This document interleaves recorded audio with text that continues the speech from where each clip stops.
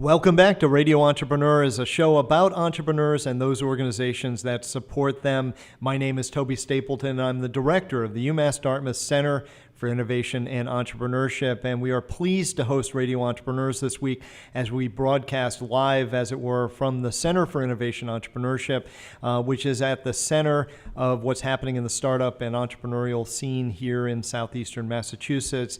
And one of the organizations we work very closely with is the Massachusetts Export Center. A number of our companies here, as well as companies throughout the region, are engaged internationally, and the organization that helps them to do business overseas is the Mass Export Center. So we're pleased to have Nancy Lowd here today. Nancy, welcome to the show. Thanks, Toby. Great to be here. So Nancy, tell us a little bit about yourself before we talk about the Export Center. Me, personally? Yeah, sure.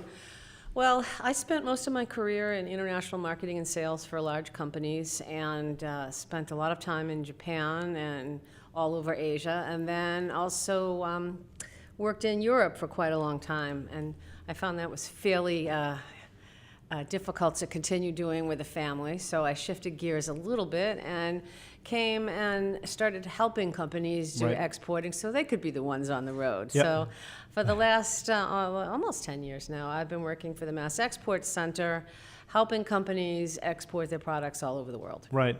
And it's amazing to me that the Mass Export Center is one of those resources that we have in the state that I'm still surprised when I run across a company that has not heard of the great things the Export Center does. So who is the Export Center and what do you guys do? Well, just to step back a second, we're part of the Mass Small Business Development Center network, and that's partly funded by the SBA and partly funded by the Mass Office of Business Development. And as part of that, it's grant funded through UMass Eisenberg School.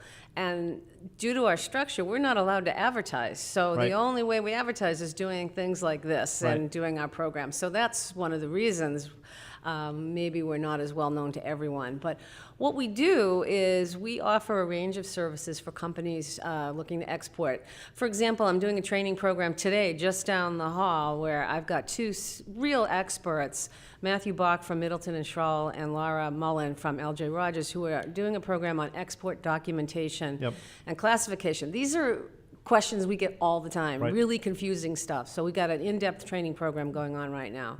I also do a lot of one-on-one work with companies, market research, analysis. That's kind of what my old job was. So business development, that kind of thing. So we work with a lot of small startups, and then we work with large companies too, especially on issues of export compliance.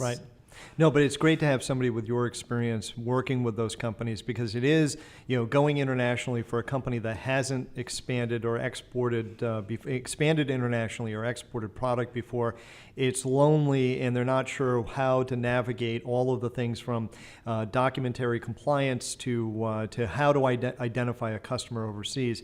And you work with companies on all phases of that export growth, right? Right. We get people who are just thinking about exporting, and then we have people who almost backed into it, because what happens is they're successful U.S. companies, and then their customers move overseas. And then they're like, oh my gosh, how do I get paid? How do I ship my product? So, and then we have people who are very, very experienced, but they want to make sure they're in compliance with federal regulations on export controls, and we have a really rigorous program on that too. So we have one-person companies, and we have Raytheon that we work with. I mean, so it really goes the whole gamut.